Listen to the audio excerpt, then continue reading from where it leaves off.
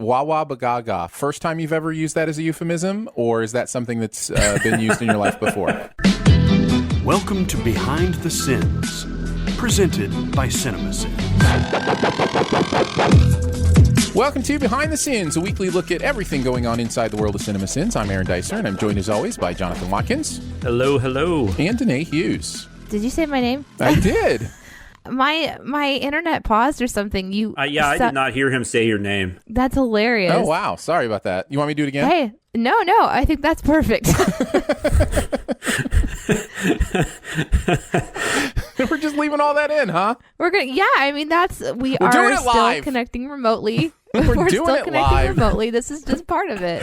You look kind of like Aaron's kind of like the Teenage Mutant Ninja Turtles with the way his mouth is moving versus what he's saying. Yeah. We write for CinemaSins, TV Sins, and do various other things inside the CinemaSins universe as well. And yeah, we're still recording remotely, doing the social distancing thing, having a good time. What are you guys doing during your social distancing? Like, what are you spending your time on? Other than kind of the day-to-day parenting and, that kind of stuff. Like, have you found, space to do something other than that? Jonathan, I'll start with you because I know Danae's answer.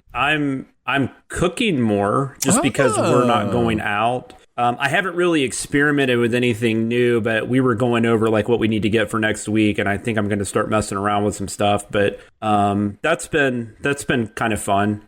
And just like eating out less, like even though I'm still eating a decent amount, I feel better, I think, on that end, just because we used to eat out. We eat out a lot, especially with my daughter being at like gymnastics and cheer and stuff like that, like 4 hours a night. Yeah. It's just easier to grab some fast food. And that's a lot of crap to put on your body. What's your favorite thing you've cooked during the isolation period?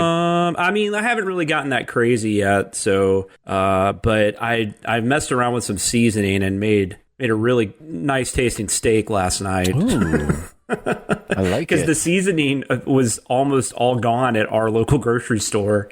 Yeah. And so I kind of had to mix and match some stuff and play around. It's strange. So. We've kind of gone the opposite direction as you. We're actually eating more fast food now than we did before. And the reason is places are doing free delivery. And it's just like I hop on my phone and Taco Bell's there in 20 minutes. Like, you know what I mean? It's weird. Yeah. Or I can get a couple pizzas from, Little Caesars with no delivery charge right now for $10. It's like I don't know. So I'm sure I am gaining weight like crazy. And I think it's good to I get in the giving to helping some of those restaurants out. It's always we're positive. Trying to do that too. Yeah. I'll stay in the food vein as far as conversation goes because I could talk a lot about things that I've been thinking about and doing outside of parenting. I just figured it was all moving for you. I mean, yeah, that's a huge part of it. I do research on what's happening in the medical community and staying in touch there. And then there's lots of like local shops that I try to keep up with and stuff because they're obviously all getting hit hard. But in the vein of like food,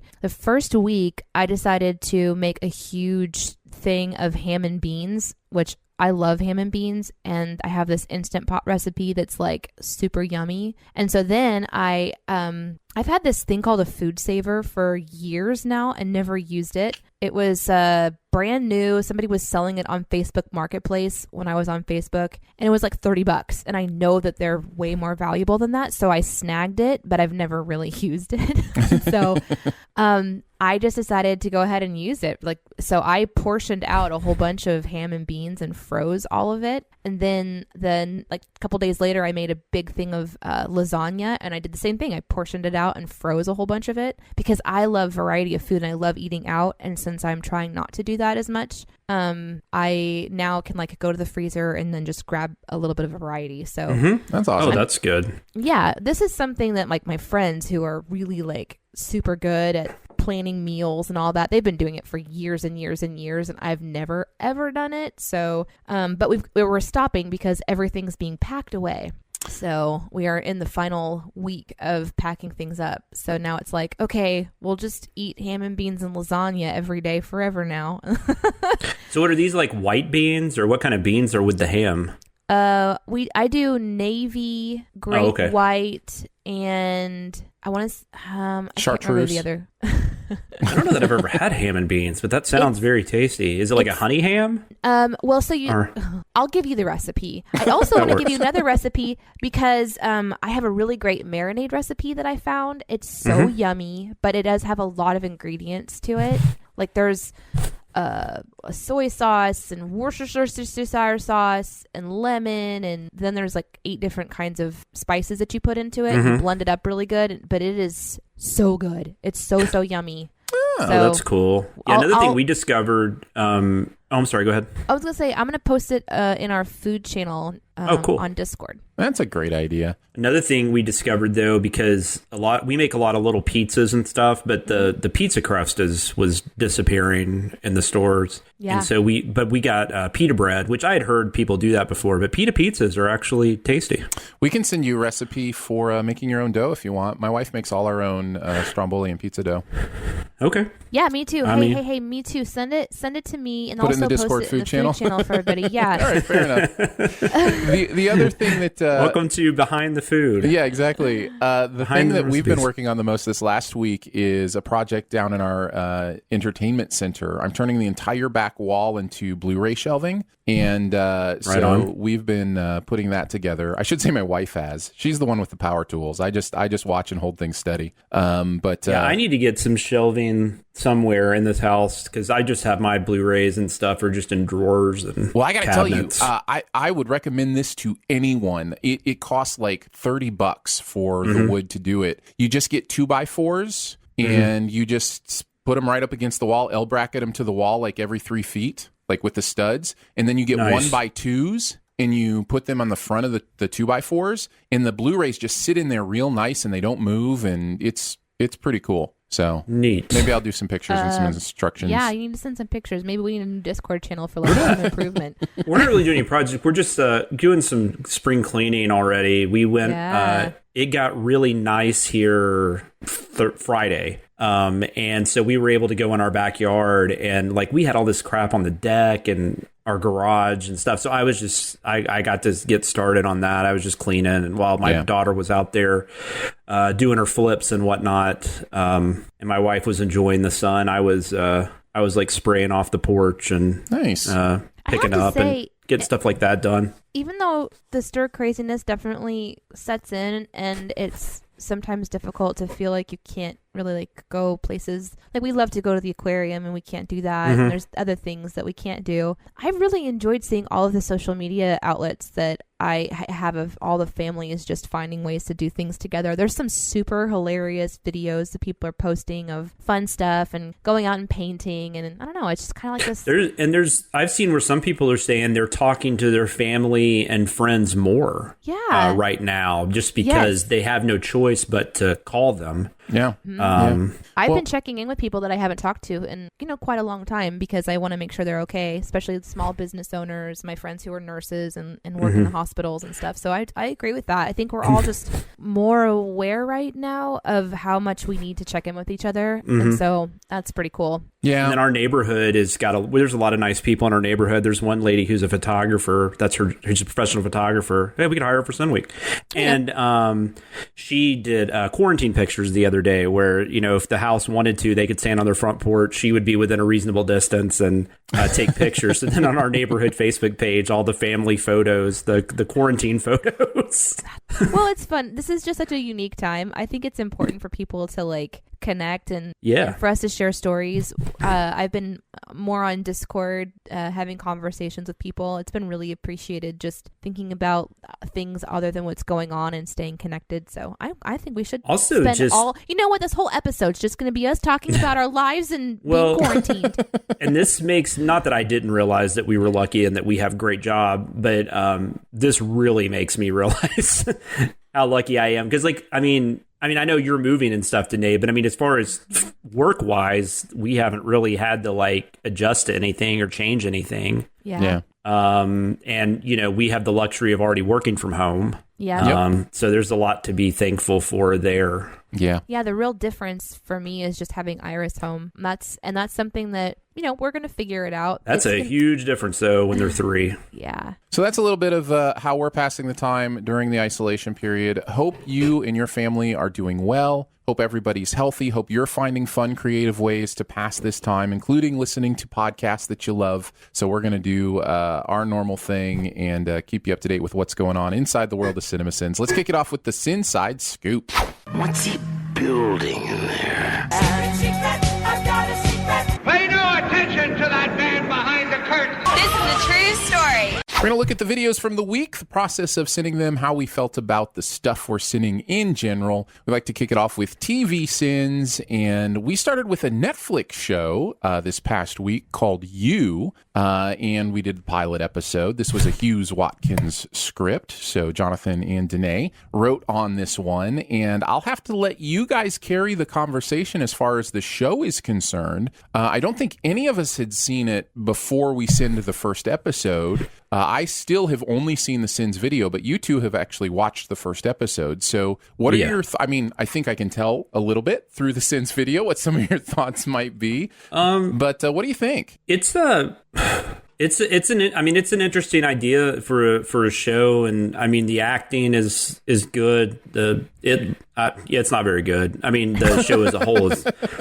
Well, I mean, it doesn't really interest me. Like, I read the book. I read the book shortly before we send it, actually. I had always wanted to read the book. And so since we were going to send it and I hadn't watched the show, I'm like, I should read the book first so nothing gets ruined for me. It seems pretty different than the book, even though like the characters are the same, but they definitely added some people, and yeah, they did. And from what Danae told me on her research, because I didn't do like a deep dive into what happened afterwards, I played pretty ignorant. There's a lot of things that are different, like they happen differently than they do in the book. Like that kid is not in the book. Well, I do not like where that goes based on what you told me. Well, I am very confused. I'm playing the Danae role on this, which is what is going on here? All I know is there's stalker type behavior going on. That's all I know. Yeah, Dan from Gossip Girl is really creepy. And I don't know the actor's name off the top of my head. And he is a sexual creepy dude. Well, is that what you would call him, Danae? I've got questions, but I want to hear Danae's thought on the episode first. And then I'll ask some of my questions. On the episode or on the series? Well, did you watch the whole series? No. Well, then on the episode. But I read about it all. Yeah, I was going to say, it's not like you read a bunch of synopsises. But I know everything. Okay. I guess it's kind of like somebody who, what are those little pamphlets where you read like the Cliff Notes? Yeah. Yeah. It's like that. I am a Cliff Note expert. So if you want to know anything, I'm here for you.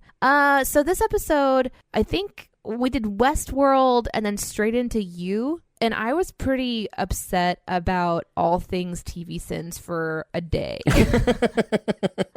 Because it's just like, man, there's some dark stuff out there. And I'm having to watch it and contemplate it and think about it and then let it bother me and then find a way to sin it. And so this was just another one that was really, really, really hard. And I hated it. I hated it a lot. I wanted to watch it because it's a really triggering thing, especially that first 5 minutes. I mean, the show opens and it's constant, inner dialogue of this person who the main character, his name is Joe. That's Penn. Is that the guy that you're talking about, Jonathan? Oh yeah, is it Penn Badgley? Yes. Yeah, okay.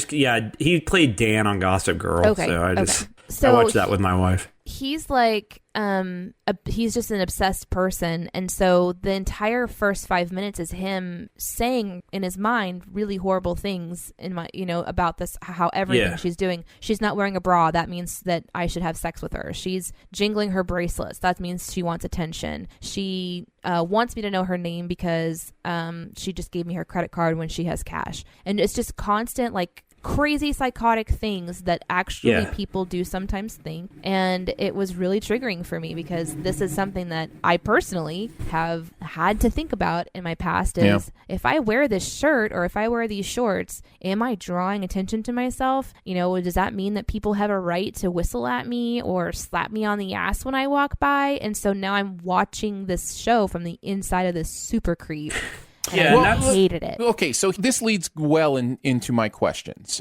Because, and I don't know if you know from the first episode or you know from your research, but is the show giving him permission to have this internal thought but then act differently in his actions? Or is he really a creepo psycho person? No, he's really a creep. Yeah. He's a psycho. It's a structural okay, so he's thing. a bad guy. I think it's doing a thriller from the perspective of the killer, the stalker, the creep, as opposed to doing it from the perspective of the victim. The book is the same way. Inside the episode all by itself, you probably won't know 100% by the end of the first episode. If this is the only content that you consume, you might not know 100% where he's going with everything and how crazy he is. I mean, he kidnaps somebody, and I mean, there's clear indications he's way masturbates on an old lady's porch. Yeah, but there, like, I mean, clear who hasn't though? He's way off the charts. But the show does play with that. Oh, but he's also nice to the elderly, and he's nice to this kid, and maybe but I think he's that's not purposeful. Yeah, I think that's like I said, I think that's a structural thing. I think it's doing that purposely because it's sure. No, but Sure. It wants you.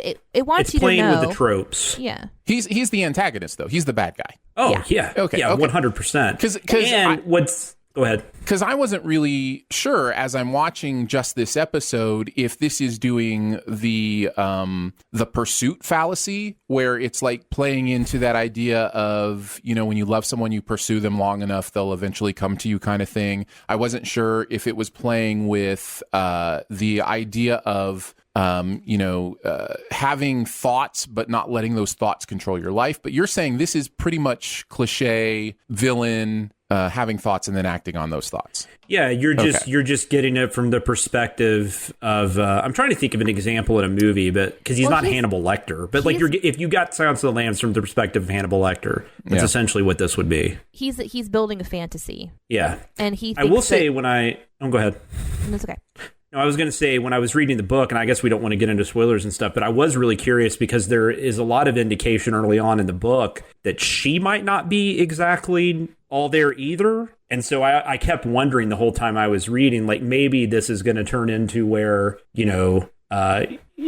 he, not that he becomes the victim, but that she's even more dangerous than he is. I won't say whether it does or not. I know what it does on the show. Danae can talk about that if she wants, but it's pretty weird, like watching something, and the only problem you have from this perspective is you kind of figure out early on where it's going to go, and like I just don't want to spend 10 episodes watching this girl that get to know her, knowing exactly what's going to happen to her. Your responses make this so much less interesting to me. I mean, if that's what this show is, I am just not interested. I mean, we've seen that a million times before. I like it really is a show. It's a show about a crazy person, and it's from his perspective. So because if I can get just a tad serious, and I don't want to live here because this video, by the way, is hilarious, and I want to start talking about how hilarious this video is. If I can get serious just for a second, I think there is place for a show to explore the idea of whether it's because of biological reasons or cultural reasons that men do have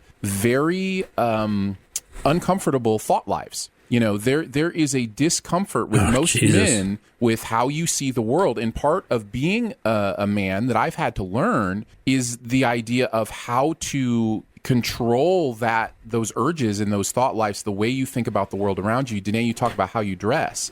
If a woman's dressed a certain way, it is going to tweak things in my brain, and then it is my responsibility not to put that on you, to put that on the woman, but to take that internally and go, okay, I have to be in charge of the way I think, right? Mm-hmm. So that, I think, is an interesting thing to explore, but what I'm hearing is this show is not that show at all. No. This show is very much, it's very thriller. Let me just spend like a couple minutes doing a little spoiler for you. Sure, if you don't want to hear spoilers, you can just skip ahead a little bit. He's a killer. He's a murderer. Right. This is about him killing people in her life to isolate her, to love him. And then she realizes, that he's crazy and tries to ultimately escape. In the show, has he murdered someone before this? I don't know. I didn't watch the show. You didn't read that? Okay. No, I'm saying you read some stuff on it. This is the second time this has happened. So, like, where this show picks up, he's moved into a new town, and he left a previous life where he's already done this. Yeah, that and happened. in the next book, he moves to the next town. Yeah, I did not read the other book because I didn't really want to deal with this character again. In the third, in that next little thing where, like the second book, I think, where he moves into the next town. Hey, if you're just tuning back in, still spoiling things for you, but this time for that's future all right. material. We spoil stuff. Spoilers done. Hidden Bodies is the name of the book, by the way. In that one, his wife or the girlfriend or whoever he was with before this show kind of picks up comes back. She actually wasn't murdered and stalks him. So it's kind of like it turns things on its head where he's kind of being trapped. Which is kind of what I thought maybe the first book was going to do. But then also they added a kid character in this with a shitty stepfather or something. Yeah. Who he, from what Danae told me, he grooms. Well, see, that's not in the book. It's indicated. So there's this moment in the show where Joe brings the kid to see these collectible books, and it has this real intense, like, pedo vibe, right? And so I'm like, what is about to happen? Well, I think from what I was reading is that Joe himself was attacked or molested by the book owner, the bookstore owner. Maybe and in the show. So I think don't know. what it's trying to do is indicate that he's worked himself through that. Although I don't think he ever physically abuses the kid like that in the show, but he does try to, bring him in close for some kind of a relationship, mostly to protect. And Joe ends up killing that kid's stepdad or whatever. Yes. And that's part of, like, when we see him turn into, like, an actual murderer instead of just somebody who, he murders the guy that he hits over the head with the artisanal bottles. And so it's like one of those shows, Aaron. Yeah, and he murders Shay Mitchell too. There is some stuff that's like, it's such a raw show and it's such an interesting, like, you're like, what am I watching? And then they do some interesting things visually. It's a lot of, like, blurring and zooming and clearing and blurring and then clearing and blurring and clearing, just the way that they shoot it, which I found to be a little bit exhausting. I actually tried to sin it and it didn't work. Maybe that's actually a good transition into the sins.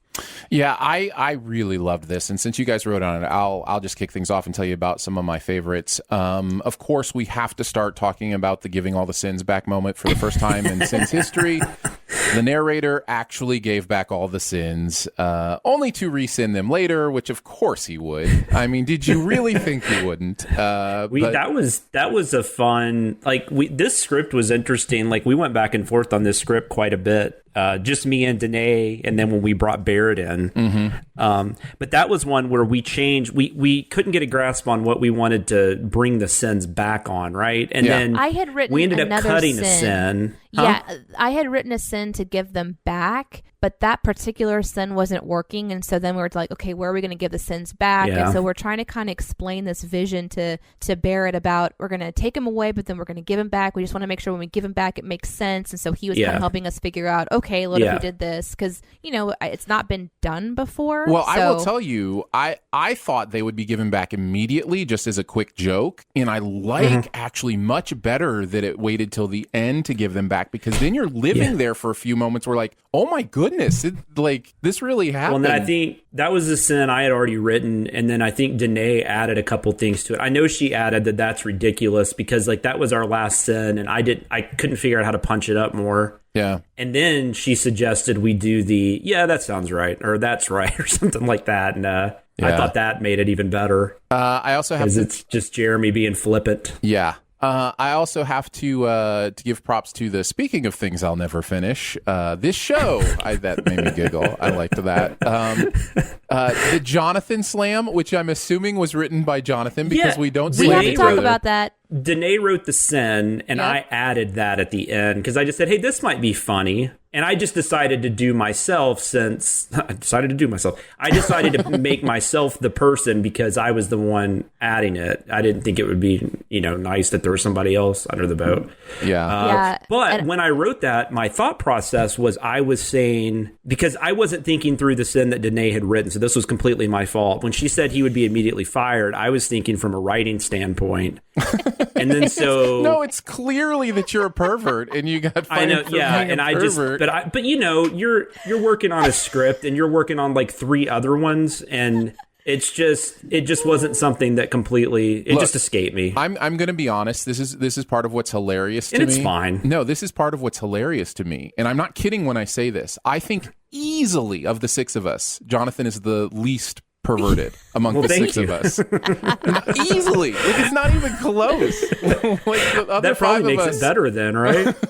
So that probably makes it funnier. It does. I think it makes it funnier to me, but I hope other people know that. Well, I didn't get the impression anyone was like flipping out and thinking like I was a creep or something. It was all in good fun. Yeah. I love that people came to your defense though. And this was one of those where reading the comment section was so fun because of all of the whoa, wait, huh? And that was one of them where people were like, okay, that's too far. I love Jonathan. That's too much. Who did that? That's too far. And I'm like, Jonathan did that. I'm still glad, regardless of how I read that, I'm still glad I did it. But yeah, no, it was just the sin that I loved how Danae wrote the part where it was like, but then he would immediately be fired. I thought that was funny because we had never done that before. And then I was just like, maybe if we added another element to it, it would even be better. And yeah. So that's just kind of where it came from. But I was thinking more from a structural, technical standpoint. I wasn't really thinking about the context. I still would have done it, I think. But I think we'll never know. But it was just funny to hear that afterwards. It's like, oh, yeah, never considered that. And it's because you're the least perverted among us that you never considered it. The other one I have to mention is wawabagaga. Nice vagina euphemism. I'm glad we did that. My only, and I don't think I ever suggested we get rid of it. When I first read it, my only qualm with it was that maybe it sounded too much like Danae and not enough like Jeremy. But then after he read it, I was like, no, this is perfect. I'm glad I didn't mention it. It's interesting because Jeremy does such a great job at owning what we write. And we're going to talk about Mulan in a little bit, and I hear Danae's voice all over that Mulan script, but Jeremy makes it his own. And Jeremy and I wrote on that one. Right. And so, I had, if he accepted one of those that was more like, quote unquote, me, I think it's this interesting evolution of the narrator kind of shifting for the first time for me in a way where it's like really clear that there's another person writing, where I've kind of tried to, I think the ones that have kind of been coming to the forefront so far have been maybe expected rather. But yeah, the wawabagaga and a couple on Mulan for sure for me which are we'll ones get where to. I'm like,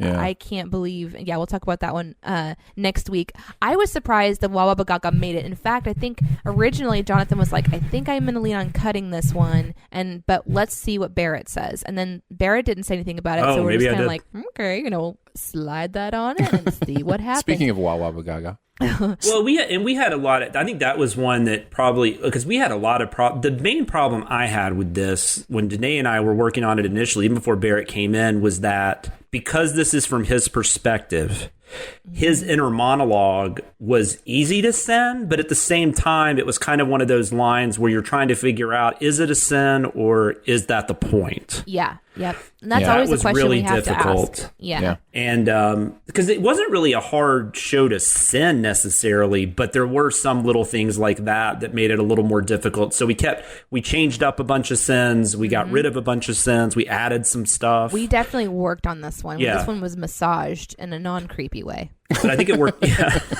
But in the end, it all seemed to be worth it because it did turn out to be a really fun video. All right, one more question, and then I'll let you guys talk about other things in the script you want to talk about. Wawabagaga. First time you've ever used that as a euphemism, or is that something that's been used in your life before? I've never used it before. That's I what was I just thought. sitting there and I was like, okay, I want to make something up here. But I am trying to use it in another script because I want it to kind of be a recurring thing where it shows up on CinemaSins and then maybe makes an appearance on the main channel too. Yep, I love it. If that's the CinemaSins euphemism for vagina, it becomes wawabagaga, that's totally fine with me. I think the only thing you guys haven't mentioned that I was going to say, Shay Mitchell plays her friend / I don't know. She's not an enemy, but she's not a very good friend. But she plays like her main friend in this episode, and it's played by Shay Mitchell, who was on Pretty Little Liars, which I will not lie, I've watched every episode of that show twice. I love that show. But once she popped on screen, Petty Little Liar just popped in my head. Yeah, that's a good one too. And I was so happy I was able to use it. Yeah. Because then she made that comment about the karaoke and stuff, and I was just like, oh, there it is. I really like the convenience glue that was mentioned. Just thinking of a different way to say that's convenient. The fact that they would have glue just sitting out there that's not completely dried up just is so stupid. So weird.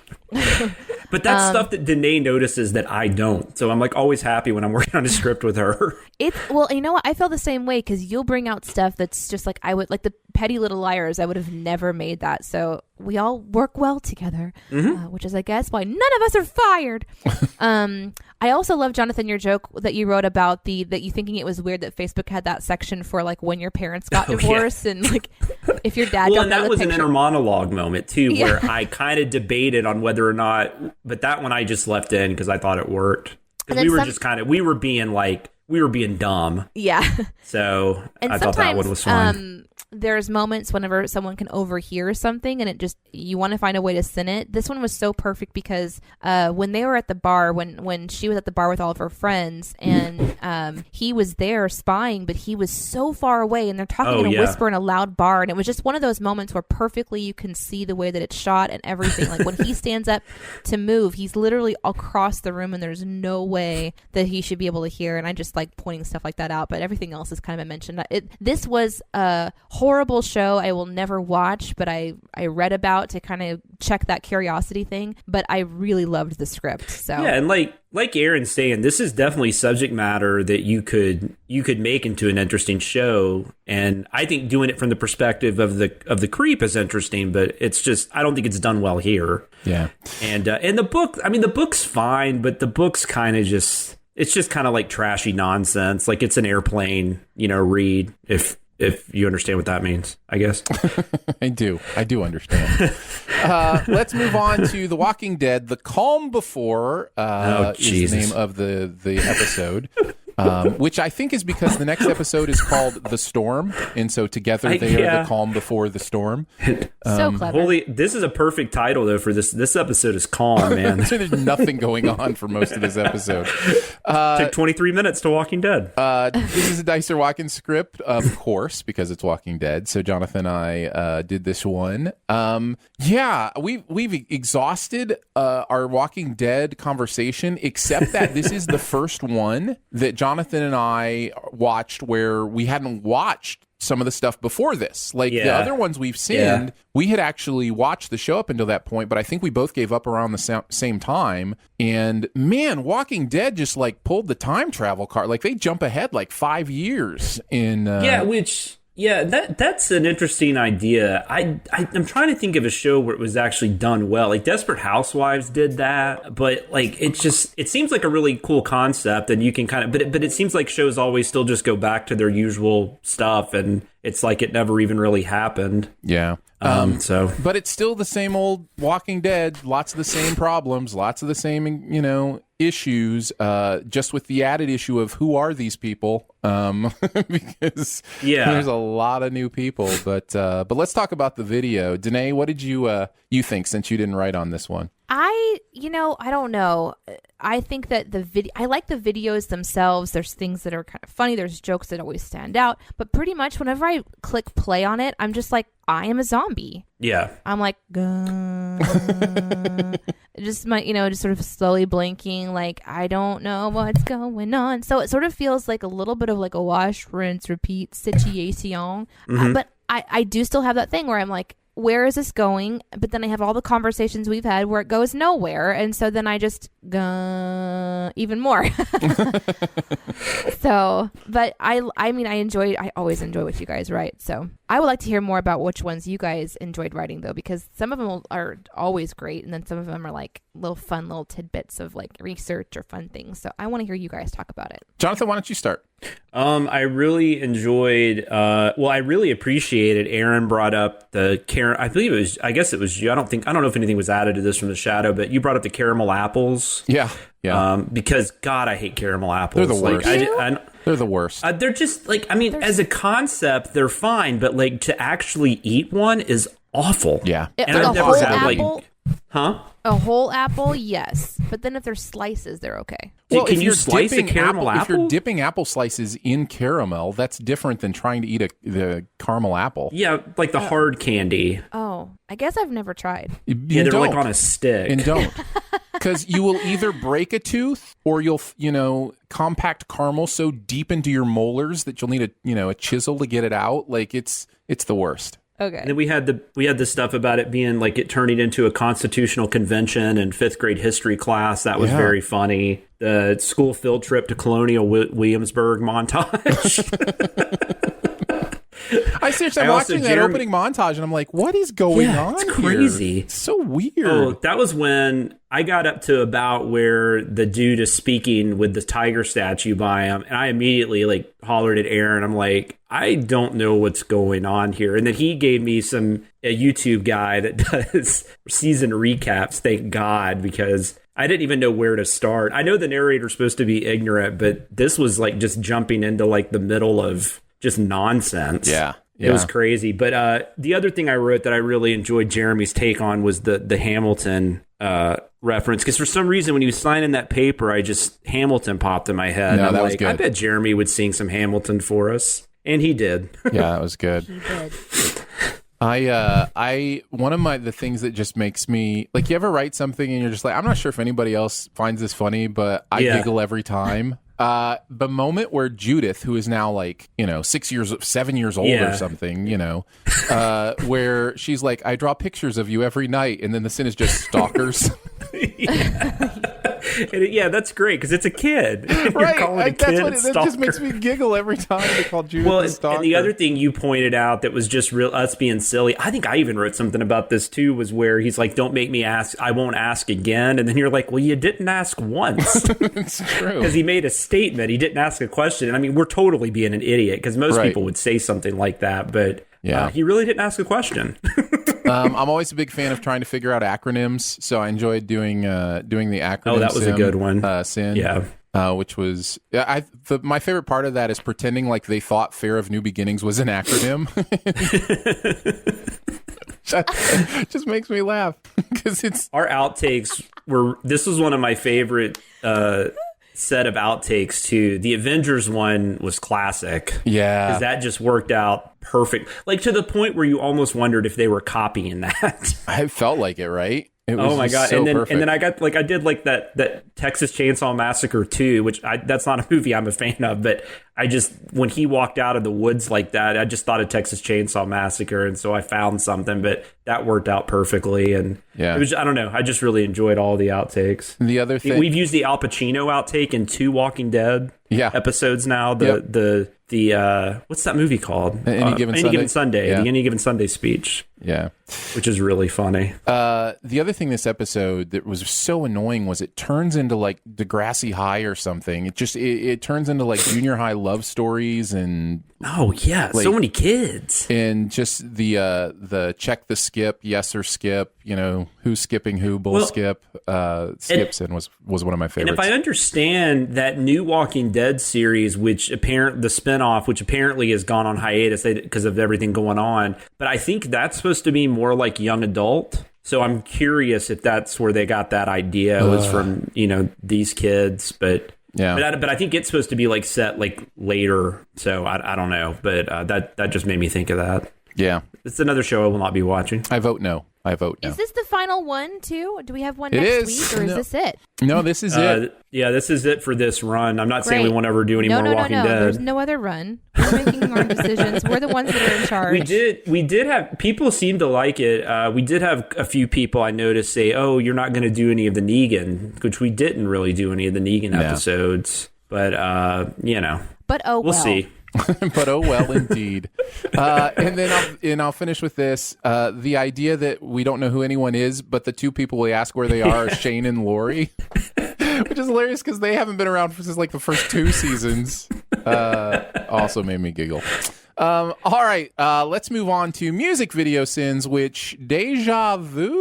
Speaking of doing the same thing over again. God, this is so weird. Didn't we just do this a month ago? I'm so confused. What? This is the movie part of it. I think did Barrett send some info on this? Because I don't know what's weird, okay, now, so in the past, sometimes what will happen is a group or a singer will do a lyric video before they do the actual music video. And we have send lyric videos. But the first video for BTS On, was not a lyric video.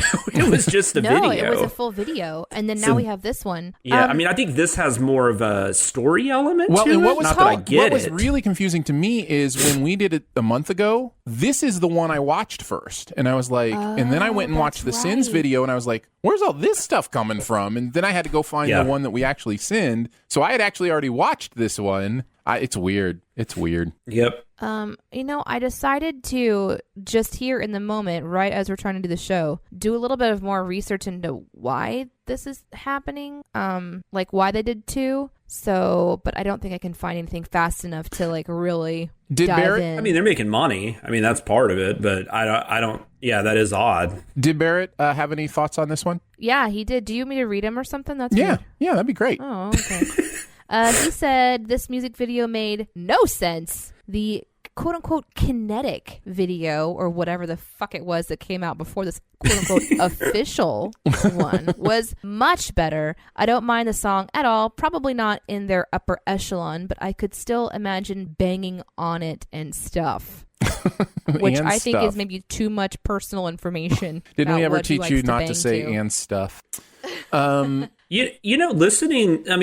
to this again, though, rewatching this and helping with the editing notes and stuff, the song actually kind of started growing on me, because I think when we first covered it, I was like, this song sucks. And now I think I kind of like it. It's got a nice hook to it that, when the end of the chorus. Pop music is kind of like that, like it'll burrow into your ear, like you're in Wrath of Khan, and then take over your brain. Especially with a kid that listens to pop music all day, man. You go from both perspectives. You go from liking a song to hating it, and then you go from hating a song to being like, that's all right. Okay. many times. So I'm reading Billboard's information on it, and it doesn't help at all. It just says it depicts a cinematic storyline, which we kind of know already, with vibrant, fantastical scenes. It says, though the music video features some choreography, which is, side note, my favorite part of the CinemaSins video is all the mentions of like, great, when are you going to dance? Yeah. Those I loved so much. The, take a load off. You've been doing a lot of not dancing this afternoon was one of my favorite sins from the video. Billboard basically says there are, I like how it says apparent allusions, that's ALL, allusions of Noah's Ark, Jesus' Crown of Thorn, birds soaring from free cages, The Lion King, The Maze Runner, Lord of the Flies, and other important historic and literary storytelling devices. Jesus. Positioning each of the BTS's 7 members in distinct roles throughout this music video. I like that they're calling Maze Runner an historic right literary device. There's like maybe device is correct. Then I don't know about the other 2 things. There's a line in this that just cracks me up because it just sounds like so much bullshit, but it says, according to a press release from BTS company Big Hit Entertainment released prior to the music video, the second version of On serves as a, here we go, quote, a symbolic representation of On to highlight a different charm of the multifaceted brand. And then there's just like the weirdest descriptions of what this is supposed to be, and it all just sounds like it's it's just fodder. It's just when someone walks in the room and you just start throwing out random words to try to describe it. Interesting though, the first version of On was viewed 46.5 million times in the first 24 hours on YouTube. Nice. Isn't that crazy? That is crazy. People love them some BTS, man. But enough. I'm telling you, when that's usually the first thing I get asked about when people find out that, like, especially younger people, when they find out that I work on the Sins videos, they almost always ask me about what BTS? I think of K-pop or just K-pop in general. What? That's just huge with younger people. Did you watch give our them channels? an explanation of crotch forward poses? And the importance of being aware of them so that you don't run into each other's dicks. Another one of my favorite sins from the video. Yep. Yeah, I like the how can we send music videos with overlong logos? Oh, I know how. And it just sends it. Oh, I know how. Ding. Yeah. Also, I own a Chevy Traverse, and it is awesome. I just want to let everybody know that there's nothing wrong with the Chevy Traverse. My favorite one from the video was when he blows the conch and he goes, "Whoa, way too late to set the pitch, dude." So funny. Well, it's like how many conch puns could we have in one video? It's so funny how we have like these, like just these flows and we don't even know it. Like, no, I wrote a conch pun for a different video that isn't even out yet. I know. And I watched this and I'm like, what? Hey. Wait. I know. Oh, you did. It's so funny how often this happens, and we write completely unrelated material. It's great stuff. Yeah, it's hilarious that it happens right next to each other all the time. It's funny stuff. Yeah. I also have to mention, I love a good quest. That one just made me laugh for some reason, the way he says that. Yeah, I really feel like Barrett's delivery this time, he's kind of getting into, like, he's kind of finding his groove in it. Yeah, it's great. Like, yeah, it's great. It was really fun to hear him. I enjoyed Didn't Come Here for a Petting Zoo. I thought that was a good sin. And the Are You Too Good for the Sweat Now? I had that written down too. So good. That one's awesome. Any others? Bravo. I think I've covered mine. Let's move on to CinemaSins for the week. We will start with one of the greatest movies ever made. We will go with Rian Johnson's Knives Out, which we got to sin. Danae? I have to say, I went to Twitter to just ask opinions on whether I should watch the movie before watching the Sins video. Yeah. The overwhelming response was, please do not spoil yourself. Watch the movie before you watch the Sins video. Yeah. And then I haven't had time to do it. So, is it cool with you guys if I take my headphones off, like go take a pee? Go pee. Bye, Danae. Danae doesn't want to be spoiled for Knives Out. So Jonathan and I will be talking Knives Out. And I'm glad she's not getting spoiled for Knives Out, because, man... Oh, I would hate to be spoiled for this. Yeah, no, that's part of the big... It's a murder mystery, right? Yeah. Sort of? Yeah, it is definitely one you don't want to be spoiled for. Yeah, I had so much fun with this movie, and really was my favorite movie of last year. I feel like I've talked about it like on so many different podcasts in so many different ways that I don't have a lot new to say about it. And if this is the only podcast you listen to me on, then just know I think Rian Johnson is really clever. He's very subtle with a lot of the things that he does. And I think he has honored murder mysteries in a way here that is really, really fun. I think Parasite was the best movie last year. But this is the one that I'm definitely going to watch the most. Yeah, I think. Yeah. From 2019, and I actually put it on. If you go on my Letterboxd 2019 list, it's my number one. Just because I just enjoyed the hell out of it. I'm a huge murder mystery fan, which I've said many times on this show. I love Agatha Christie. I love Columbo. And I think this movie honors both of those in an interesting way. I really like people that can do the locked room mysteries like this, because this is a lot harder to pull together as a movie, especially, I think, than people realize, because you've got to keep people interested, even though you're not really going anywhere. Like, you're staying mostly in a house. Right. Yeah. You know? And you're just like interviewing people and trying to figure out who did it. And everybody's got to have a motive. And, you know, they're really hard to pull together. And he did an amazing job. He nailed it. Yeah. Yeah, it's really incredible work. Yeah. It's such a great movie.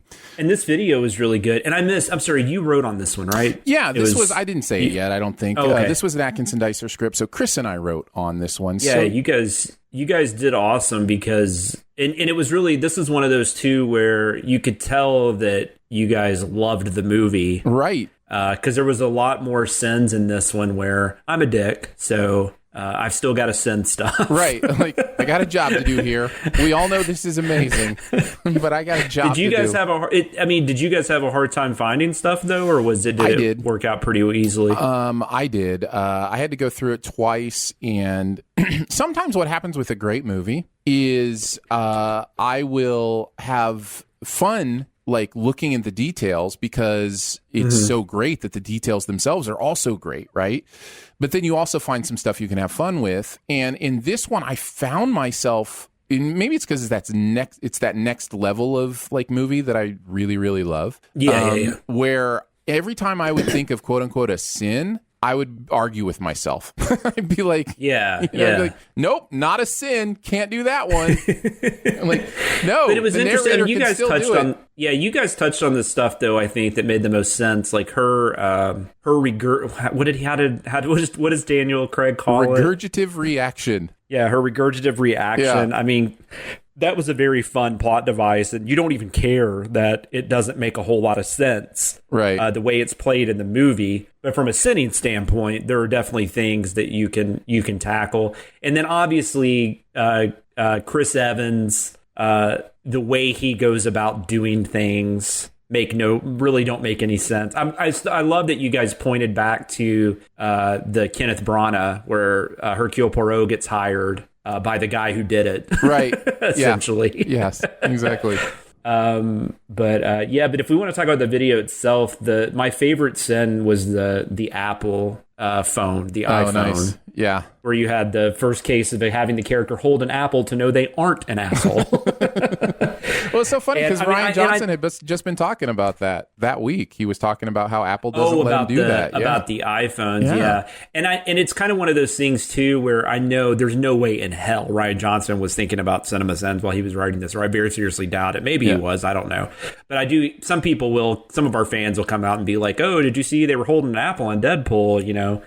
So I definitely don't think that was a thing directed towards us. No, but when you guys wrote that sin, it kind of feels like it.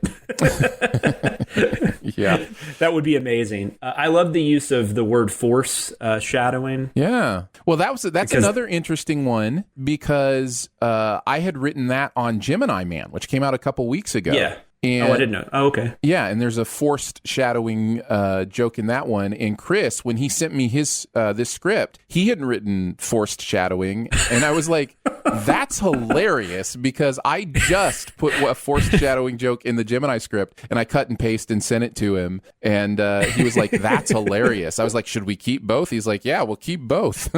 So. That's so good. And then I love the dumb stuff which you guys messed around with because there wasn't a whole lot of actual stuff to send. Not changing your Windows XP default wallpaper. And then the thing about the labeling and does he call them Blanc labels? Yes. That was perfect. And then the other one, of course, the fisting. He died by fisting. And just the way Jeremy read that, where he's trying to figure out, you know, the reasoning behind it. Yeah. So. Yeah, that was fun. The only thing about the movie that really for me doesn't make sense and is worth sinning is the idea that the plan that he put in place, that he wouldn't have waited at least long enough to feel some of the symptoms she was talking about before enacting it. Now, I'm not saying he shouldn't have, thought of the plan right away, but I think a person that smart in that situation would not end up killing themselves because they would realize, I still feel fine. Like, that really doesn't make sense to me. So... And the worst thing that's going to happen is that if he does start feeling bad, then he could do whatever he needed to do. Right. Yeah, exactly. Because the symptoms, I agree. Would continue. And so, yeah, there's that. And then her reaction to that, I believe me, it gets me when he's like, you're a good nurse. Like that whole thing gets me. I love that. Yeah. But she isn't really, because she panics, and a good nurse cannot panic. Like, you have That's a good point. You have to be in that moment, right? And continue to survey and, okay, are these symptoms coming on? And she is not a good nurse. I love that scene, but she does not act like a good nurse in that moment. So interesting. So those were the two things I was like, those are actual sins, I think. Everything else we're just making up and being silly. Yeah, because I guess with as many murder mysteries as I've watched, because it's always ridiculous that, in this situation, at least you had a family, but it's always ridiculous in a lot of those Agatha Christie where you have these huge cast of characters, right? And everyone has a motive, and it's just, it's so random that they would, all be together, and that one person's randomly there that they all are associated with, and they all have a reason to kill them, right? That's the staple so of the there's things genre. like that. Yeah, there's things like that. There's tropes and stuff like that you just kind of accept. And so there's some of that here. And like I said, the stuff with her vomiting, that's ridiculous, but it's so well done. It really within is. the context of the movie. You just don't care. I'm going to be honest. We tried to sin it in a few ways, and I think what we say does make a little bit of sense, but honestly, the movie justifies itself pretty well with that stuff. It does. Even the stuff where she lies or deceives and doesn't throw up right away, the movie takes great pains to show that she does later. And so I think the best thing we could sin about that was the convenience of the timing of that reaction. Yeah. Like right when he thinks he's gotten away with it. Right. That's when I know what you're saying. Decides to do it. So, yeah. Yeah, totally. Anything else about Knives Out before we bring back Danae? I think we're good. All right. Great video. Come back to us, Danae. Come back. The dog did it. The dog did it, Danae. Well, that's terrible. Let's move on to Mulan, or is it Mulan? I think it's Mulan. That is a Hughes Scott script, so Jeremy and Danae writing on this one. And this is one of those Disney animated movies that I'm not sure if it's generally well loved, but the people who love it, of course, it's their Disney movie, right? So what's your perspective on this movie? Like, what's your experience with it? I saw this in the theater, and I remember at the time, because this was 98, I remember at the time that, well, not at the time, but like a few years later, or I guess 10 years later, when this kind of era of Disney animation was kind of done, like in the early aughts, I feel like this was really the last, like, hurrah. Well, Toy Story came out in 95, right? Well, I'm talking about straight up Disney. No, I know. I'm making a comparison. Toy Story came out in 95, and so you've got this like new, fun, fancy thing that Disney's or Pixar's doing at that moment. And Mulan comes out in 98, so that would have been right in the transition. Yeah, and then like Tarzan came out the next year and was a huge hit, but I don't like that movie. And then in the early aughts, you've got stuff like Emperor's New Groove is fun. Yeah. But like Treasure Planet and Atlantis and Brother Bear, like those are not anything special. So this was like very much in the same vein as like Little Mermaid, Aladdin, Beauty and the Beast. And I really liked it. And then my daughter, this was one of the first ones she latched onto as a youngster. So I've seen this movie like 80 times. Yeah. So I still think it's a really good movie, but I've seen it way too many times. Like I don't even know what to really say about it critically anymore. What about you, Danae? My first time watching it was sinning it. So it was a really different experience. Yeah. This was one where when it came out, I just wasn't interested in going to the movie theaters anymore, or I just kind of missed the window. And then it's not one that I've ever like thought about going back to. So I was excited to be assigned this script because it's like, oh, let's just check this one off and see, what this movie is about. But I don't remember anybody like in my friends group or like raving about it when I was growing up either. I really didn't know much except for that she, goes into like battle mode and becomes a warrior. And so watching it, I was actually really disappointed. I know like it's loosely based on a real story, which I didn't do any research on, surprise. Yeah. I didn't really do much research on it because at the time that this was due was when we were actually driving in for Sin Week. So my ability to kind of lose myself in a script was really constricted. So I am curious about the true story, and with the live action version coming out, I think there will probably be some articles that I can kind of like get caught up on and see what the inspiration, where that comes from. I will say when they announced the live action for this one, this was probably the first one they announced where I was kind of excited. Like I was like, I want to see that. I can't wait for it to actually get to come out. I was disappointed. I can't wait for anything to actually get to come out at this point, but yeah, I mean, I think I was disappointed because of how like non-climactic it was in some ways. And then the entire end, she just goes back home to still be that societal person, and that's okay. It's okay to want to go back. But we didn't see any of how like her being a unique person and, challenging authority or challenging societal expectations. We really didn't see that part in this movie. This movie was more just like the silly, someone cross dresses and and look at all the sexism stuff, male and female both. There was actually probably more male sexism from my perspective watching this than even female, because I think a lot of 6 inches comments, and there's a lot of 6 inches in this. It was really frustrating for me. Well, you say that, and I actually heard that in some of the sins. Like I heard, because it's really interesting, because there's two sides to having a female perspective, so to speak, from Danae writing on stuff. One is seeing things that I wouldn't necessarily see from my culturally masculine ideal or ideas. The other is the fact that you defend men, and we would never do that. Like, and I think that comes from the understanding of power dynamics, those kind of things. We would never see the need to defend male sexism as men, because we know we know we're in power. But when you're writing, you certainly have the ability to do that, and it comes from a more pure place. If we did it, I would question us. Like, what? Well, and I have to think about that when I write it, because it's coming from Jeremy, and it's coming from the narrator who has such a history with this channel. So if I write something, for example, like men are disgusting, and then like the chopsticks with the crud coming out of his so toes. gross. Like, that one can be lighthearted, like, we're not all disgusting, but this is disgusting, and that can kind of be fun. But then there was the one that I wrote that was like, the girls in the audience are cheering, but the boys are like, huh?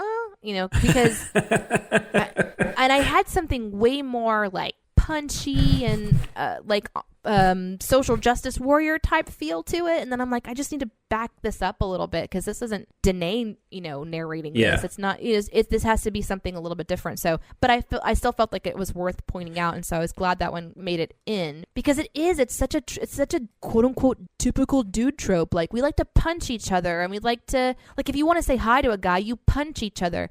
I mean, I've never seen that in my life. I've never before. had a male friend that wanted to do that. No, never. And it seems like it's like super normalized, and I know some of it could be considered cultural, like from the female perspective and male perspective of this movie. And I didn't do a ton of research into understanding, like, okay, what are they trying to pull out of here? But it annoyed me to the point that I wanted to mention it a little bit. I do think that is an era, even maybe before Jonathan and I, where there was the only way men would show any kind of affection to each other was violence. The idea of pushing or punching, or my dad used to tell stories of, they would play a game where they would try to hit each other in the nuts. Like, that's how they knew to be friends. And I'm glad that wasn't our era. I'm glad that has changed over they would, like, hazing, like the idea of hazing, even, that was quote unquote a relational thing. And you kind of see it in sports, like,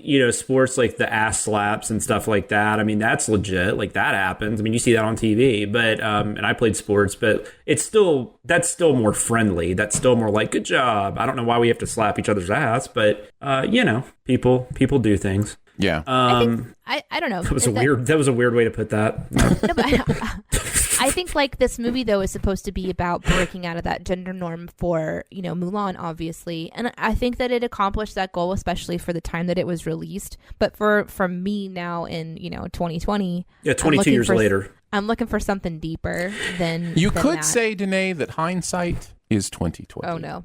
I know, I appreciate that. It is kind of impressive, though, that this movie was made in 98 even. Like, you think about that now, and you're like, wow, they did because we're still talking about that now, where Marvel is going to do, like, I can't even think of the character's name, but it's a Chinese character, and they're going to make a movie out of it. And then you look back, you're like, well, yeah, but like 22 years ago, Disney made Mulan. Like, I mean, it's not that crazy. But having seen this movie so many times, I haven't watched it in a couple years, though, because my daughter grew out of it. I mean, just quit, started watching something else. And so I couldn't really I don't really have a counter argument to anything you're saying, but it was interesting. The perspective that you had was interesting to me because, like, I never thought about that at the end. Like, I guess I just always thought, oh, she just wanted to go back home. And I can appreciate that because I'm a homebody. Right. But that is interesting. I can appreciate that too. Yeah. I wanted to find a way to make it snarky and trollish and cinny with also there being an undertone of like reality there too. But it is interesting because it's like she went through all that. And I mean, that's still okay. Like there's nothing wrong with that. If you go through all that and you're like, you know what? I just want to go back home. I'm good. Nothing wrong with that. But it is interesting. It's a very interesting perspective that I just never considered. And that's what Frodo did, right? Like he went on that crazy adventure and he just wanted to go back home. And I get that. You know, maybe you get out there in the world, you're like, okay, that's something that I hope I don't have to do again. I would never go out into the world and do any of that. So I totally respect it. Don't get me started on the difference between the book and the movie about Frodo going home, because it'll just all end up in a weepy mess. I do love that this script had so many LOTR references, though. Yeah. Yeah. It's like it's riddled all throughout it, and it's in the outtakes. The outtakes are so great. Let's start talking about the video. I gotta say, this is in my top 5 CinemaSins videos of all time. I laughed so much through this. It's in my bottom 5. No, I'm totally kidding. I don't even know what that would be. I don't think I've ever disliked a video. I don't even know how to rank. No. And of course, I have no list to back that up. I'm just saying I really loved this this video. Have you seen the movie? Like, you didn't talk about your opinion of the movie. I guess I didn't really talk about it. And the reason I didn't talk about it is I saw it in the late 90s, and I haven't seen it since. Oh, okay. And I remember liking it, just as I liked pretty much all of Disney stuff that came out around then.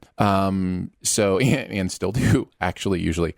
I remember enjoying it, but I definitely did not watch it with the eyes that I own in my skull today. You know what I mean? Like those, I imagine seeing it again would be very different. And so it would be weird for me to talk about the quality of this movie when I just, it's been 20 years. So I think right from the beginning, I see a poodle. And I just laughed, and I was in. And it has one of the biggest hits of the CinemaSins joke world. The fat Disney horse makes another appearance after the Mary Poppins rant. It was a side of damn.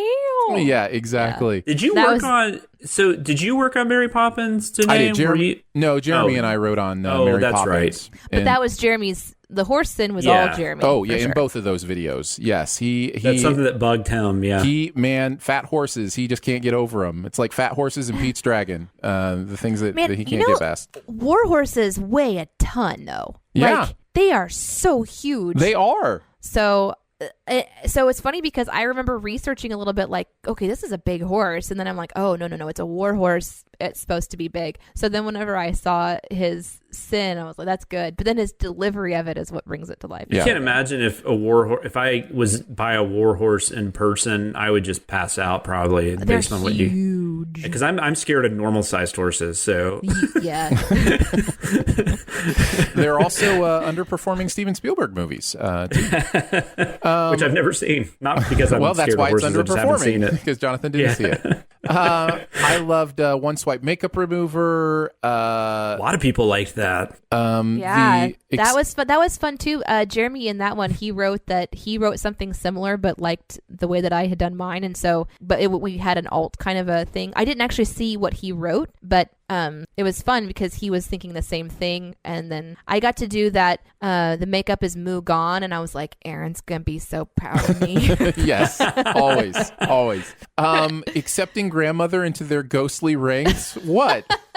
That's what we were all thinking, right? I love my God, that was amazing. The other great timing in a joke, and I'm assuming Danae wrote it, although I've taken the opportunity to write a few of these jokes because Danae's on our team. The menstruation joke, when he says, but it would have started just as she kicked him in the face, and it's timed so perfectly. It's my favorite thing in the video. It's so perfect. Cool. Yeah. I'm glad you like that so much. We massaged that one a little bit in the editing process because I thought it would be really funny to have that just time, in that way. Yeah. And, that's just and such also, that is the one. That is the one of any of the jokes in this that I'm like, that is such a female voice. And he delivers it fine, but perfectly. But it is said in a way that the narrator has experienced starting menstruation at the least opportune times. There's something there, and it works. It works, but it was definitely, I could tell the female voice on that one stronger than anything else. I think That's what awesome. I love to think about on that one in particular, again, this was just me and Jeremy, so it's like he is the voice, so he knows whether he wants to deliver it a certain way or not. So like the Dungeons and Dragons references and things like that, that's all like he got to make that choice to bring that into his character. And so that was really, really fun for me. The period one was interesting too, because like, the narrator talks about having a wife, so it's a perspective of a relationship where they talk openly about menstruation and that he's okay with like just bringing it to the conversation and not feeling like guys can't talk about it. And so it's really cool, in my opinion, to think about, and maybe this is just too far, and I don't know, but to normalize these kinds of conversations is a really exciting thing for me, because, menstruation, whenever I was growing up, and definitely for my mom and every generation before, it's like, you just don't talk about it. It's, gross. It's disgusting. Yeah, guys don't have to go buy tampons, all that bullshit. Yeah, it's dumb. So to be able to be a writer on a channel like YouTube where, so many people are watching it, and then they get to kind of like chuckle at a menstruation joke that has a deeper like value. I don't know. It's just really cool. I can still remember my wife and I started dating that I went to the grocery for us one time, and she was kind of nervous to even ask me if I would do it, because she just assumed I wouldn't buy tampons. I'm like, are you kidding me? Who cares? What do you need? Like, I've never understood that. But that's probably growing up with sisters and a mom, and so. Yeah, I think it's later in the video, maybe early. I think later in the video, there's something about her riding a horse and not letting out a toot or something like that. And I'm like, that's the exact same kind of joke, right? But for whatever reason, we make one super, ooh, icky, and the other's like, ha ha ha, we all fart, like that kind of like. Do you know what I'm saying? Like, it should be that level of, yes, it's gross, but it happens, it's natural, and we can laugh at it. My God. Whereas sometimes I think some things like menstruation are, ooh, that's gross, and we shouldn't talk about it because, ooh, disgusting. As opposed to, yeah, that's gross, but, isn't it kind of funny? So, yeah. The pop in a toot joke. Yeah, exactly. Another one that, like, you're just like, I'm like, oh, how's he going to deliver this one? Oh, I love it. I'm not finished. I'm telling you, I love this video. Or should I say this works, just slayed me for some reason, because it was like, you don't even realize till you're like halfway through, or till the very end, that you've spent 2 sentences saying something that we usually just go, this works. And I really liked that. And then that was such an intricate costume. That was so stupid. Yeah. And then any script that can mention Joel Osteen is always good in my book. Man. That was great. That was Jeremy, and that one slayed me. Yeah. I'm telling you, this is full of great stuff. So good job. What else did you guys have? Well, I think after the Rorschach test one, I think the second sin was just simply cocks, which was which is a running theme apparently in our writing these days. Which just caught me off guard. Jeremy singing "This Is Halloween." That's always. I love that song. And then for the one that got me, where I don't know why it got me as much as it did, but I couldn't stop laughing, was the magical medical tent appearing out of nowhere. This is the way Jeremy said it, I think. That was awesome. Yeah. How? Something else that happens in this movie is they have this whole training montage where there's like hundreds of people, but then as they're traveling, there's a handful of people, and so then suddenly Mulan is injured, and so they're like, get help. It's like, from where? You just had an avalanche come down. Where are you going to go? Like, who are you talking to? There's 6 of you. That's it. And then all of a sudden the next scene is like this tent that's just appeared out of nowhere. It was really confusing. Yeah. So, you guys mentioned so many. I really, one of my favorite ones was one that Jeremy wrote towards the very end, the "Oh, happy eyesight, fairy galore." Just the way he, "Oh, happy eyesight, fairy galore." Just like, look up on the roof. And he's like pointing out how hard that would be to see, but just his delivery and how he wrote that one. I don't know if that's a recurring thing. I'm not sure, but I personally have not heard him deliver I've never heard that it before. before. It was I think it's great. so funny to me. I really loved that one. I was going to say there's a couple things that were even mentioned in the comments that we didn't send that were actually in the original script. Like, she cuts her hair at one point in time, and the way that the animation is that the sword shortens and then gets longer. Otherwise, she would have cut off her arm, and just things like that. That was really kind of fun. The avalanche was really fun to send. I wrote so much that didn't like get in there. It was something of interest. If you guys watch this movie, when she's a woman, she has rosy cheeks. When she's a male, they go away. But then all of a sudden, as soon as she's discovered to be a female again in that medical tent, her rosy cheeks are back. So it's like a visual way to represent that she's a woman, and that really frustrated me. Huh. It's like her heart can be in on the con, like that it only pumps blood to her face. It was so weird. When the heart knows that she's trying to be a woman. I really am liking trying to find troll-like ways to give sins back, since we're sort of a snarky channel. And we do give sins back because things are good and they're amazing, but then I'm really enjoying the sort of evil smirk giving sins back. So trolling everybody with giving the sin back for the picture, the painting, was so fun for me. And then to see people like freaking out about it in the comments just made it even sweeter. So I think I have turned dark at this point. Danae's gone to the dark side. There's been like, how can you give a sin back for this picture and not for whatever they loved about the movie? And I'm like, hee hee hee hee hee hee hee hee. There was a couple of other things that I just really liked doing. The elbow one was really fun for me, and making a victim apologize was another one I enjoyed pointing out too. And there's several others that I have mentioned, but most all of them are already been talked about. So I do want to say before we go on, I do not recommend trying to write a script in your vehicle. Okay. Fair enough. All right, let's move on to keeping tabs. The internet is a communications tool used the world over where people can come together to bitch about movies and share pornography with one another. Ha ha! Oh, jeez. This is the most public yet of my many humiliations. We're each going to keep those tabs. No, you just keep talking, Aaron. I'm gonna be your background singer. Oh, I didn't know I didn't know you have to start talking, Aaron. One funny story from. We're each gonna. Oh no, I can't do it. I can't. I get distracted. Okay, go ahead. Sorry. We're each going to tell a story from putting together the week's content, maybe some strange research, a deleted sin, a Google search that we're going to get arrested for later. What do you guys got? Jonathan, why don't you go first? What do you got? I honestly, I've talked about, like, I read the book of You. That is research. That is definitely research. Huge. Man, that's taking one for the team right there. And, well, that was more, I just was really curious about the book. But, and then I looked at those YouTube videos for the Walking Dead recaps. I didn't really have anything else that I did research on, unfortunately. Yeah, so. That happens sometimes. And there's some weeks where you'll go super in depth, and other weeks where everything just comes to you right off your head. And that's just kind of the way it works. The only thing I wanted to talk about for keeping tabs this week is I've been more and more realizing the impact that my children are having on my sins writing. And this is something I wanted to tie into the Walking Dead video, because there's a sin that says Sam Porter Bridges is not carrying a bridge baby in this scene. Yeah. I've never played Death Stranding, but it is a very popular video game, and my boys love it, and they're playing it all the time. And of course, Norman Reedus is the main character for that video game, and then also, obviously in The Walking Dead. And that was my son. That was one of my sons who was like, oh, look, it's the guy from Death Stranding. And I was like, oh, tell me about this game, Death Stranding. And so then I started doing research, and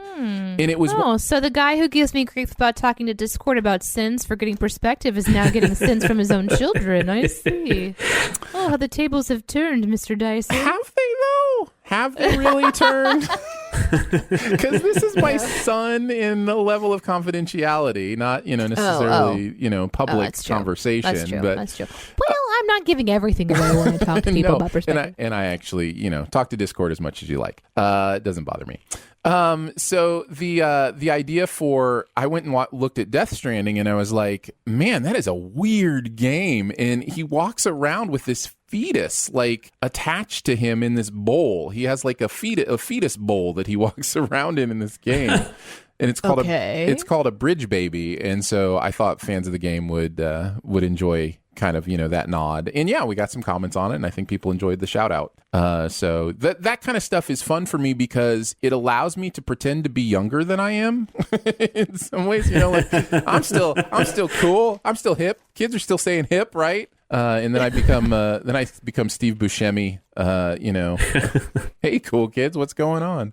But I have another one coming up that's a joke that my son always tells, and it just cracks me up. So I put it in a Sin script, and I'll make sure and let you know once actually, I can go ahead and say the joke, and then it'll give you a smile when it comes out in the video, because I'm not telling you what video it's in. But every time we get milk, he's like, 1% milk. What's the other 99%? And so I put that into a Sin script that's coming out. I was wondering where that came from. So there you go. My kids have an influence on my joke writing sometimes. What about you, Danae? You got any good stories from this week? Oh my God, I have so many. So we're just going to take about 20 minutes here. Sounds great. Here we go. Sounds great. A lot of it was about Mulan, actually.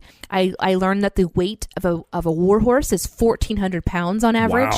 Wow. So when I wrote the sin about like them not being able to fall over the edge like that sin, by the way, had like 17 iterations before it landed on something simple, because there's this entire crazy sequence where somehow the rope is attached to the horse where it doesn't break any of the horse's ribs while it's being hauled up. It's being hauled up by rope and a small arrow by just a regular person who is being hugged by another regular person. And that is a lot of weight. And like the arrow wasn't attached to anything when they were starting to fall. So how did she get it attached while she was falling? It's this whole sequence. It just drove me nuts. And then I had to just kind of keep whittling it down because otherwise it would have taken forever to talk about. But anyways, horses weigh a lot. Did not know that. Do. Mm-hmm. I also did research on like the whole parade thing. I was trying to figure out if there was some sort of reference for how long Mulan had been or in the city.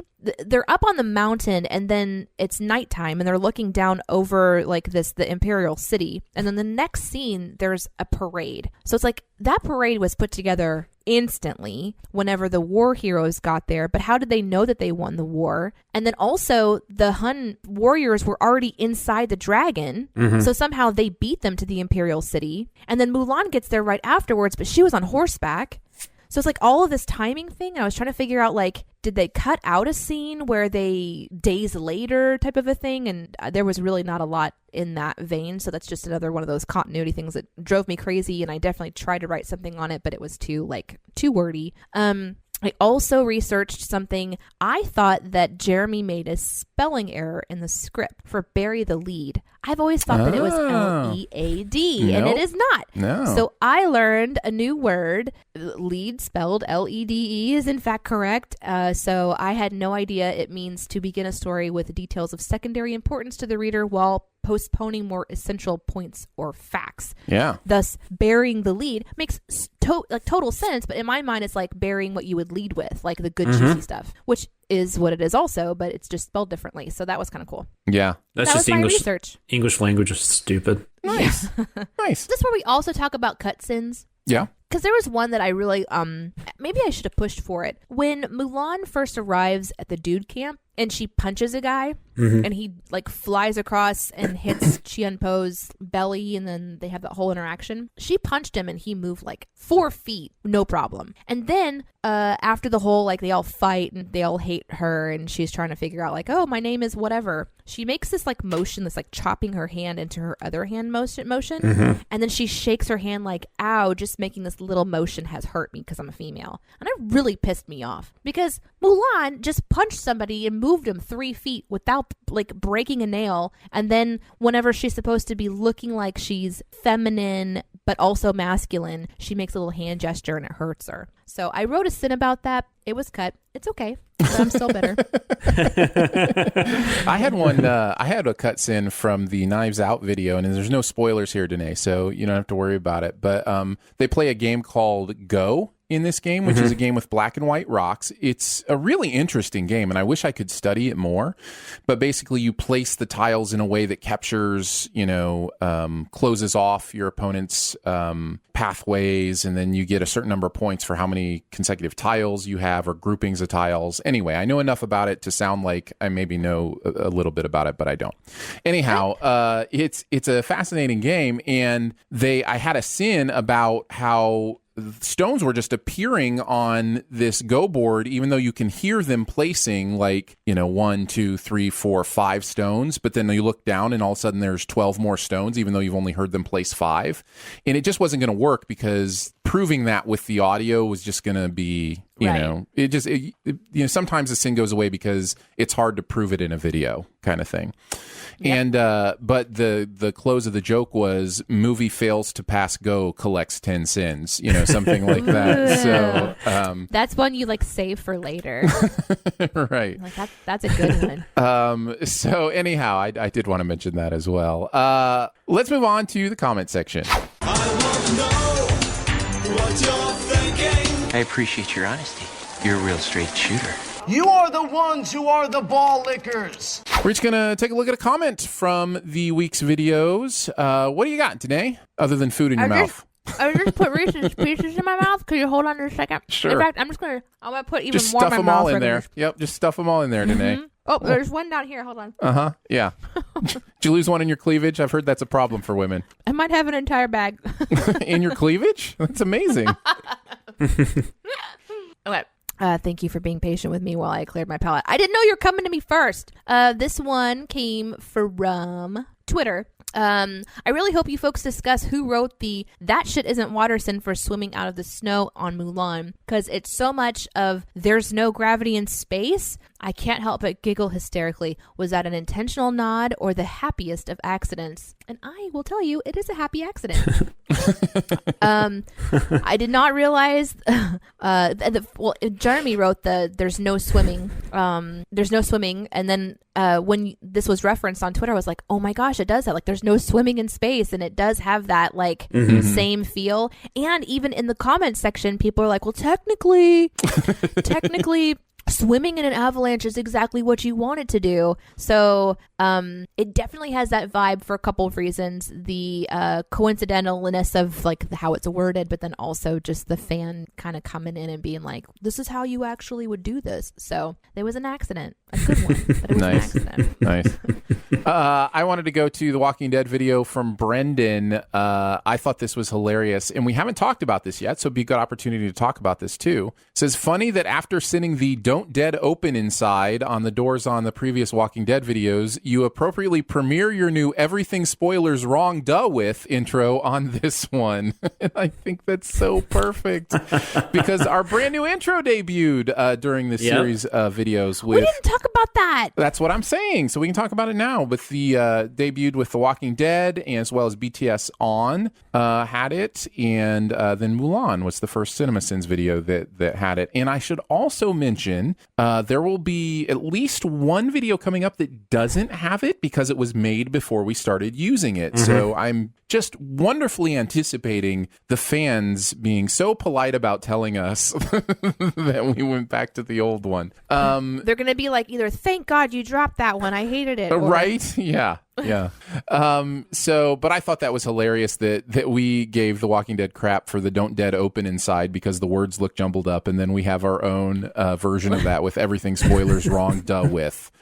So very well played, Brendan. Very much appreciated. What about you, Jonathan? I just had a really quick one because I just think these are so funny sometimes when they come up with something else we should send. But I think this was on you, but it was Mike the Great, and he said, waiting on the "Everything Wrong with Chernobyl." I'd love to watch you guys tackle that one. And we could send anything, I guess. I think Chernobyl would be a tough one. Yes.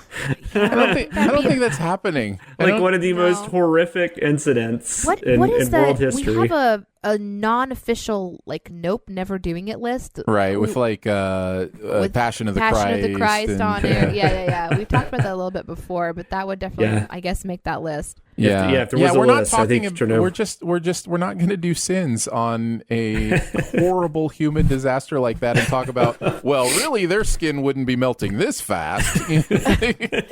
Technically. My goodness. Yeah, and I don't think that one's happening. No, that's a good one. I love that. All right, let's finish off. Let's move on to the Beyond the Sins. To infinity and beyond. Somewhere beyond my wild history.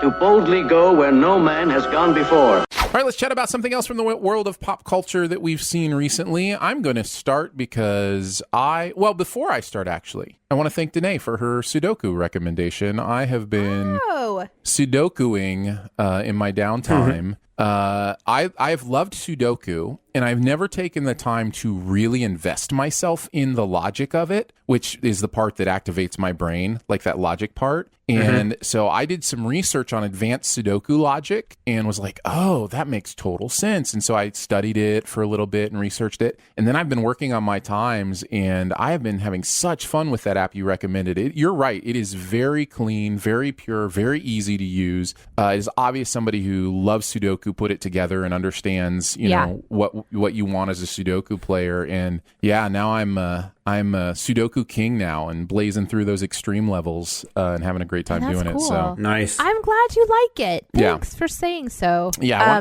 I wanted to. You've mention actually that. sent me a couple screenshots of like how quick you're getting. Personally, I think you should issue some sort of a challenge. I got to tell you, I'm a bit proud of my Sudoku skill at this point. Yeah, you should be. Nice. I think I did an extreme level this morning in 6 minutes and 30 seconds. And that's the hardest level they have. I was really happy when I broke 10 minutes, but man, 6:30, I don't know if I'll ever break that. So challenge issued since Danae wants that. Send me your screenshot if you can do an extreme level in less than 6.5 minutes. Extreme level. I'm going to send it to you, be like 60 minutes, and I'll be freaking proud. I'll be proud of that. Do you play the extreme levels? Yes, I do. And what are your times usually? Well, I haven't played it on this app. Oh, okay. Yeah. Fair enough. So once you started sending me screenshots, I was like, uh-oh. Well, I have two thoughts. One, I want to beat you, but then also I don't want to know how bad I am compared to you.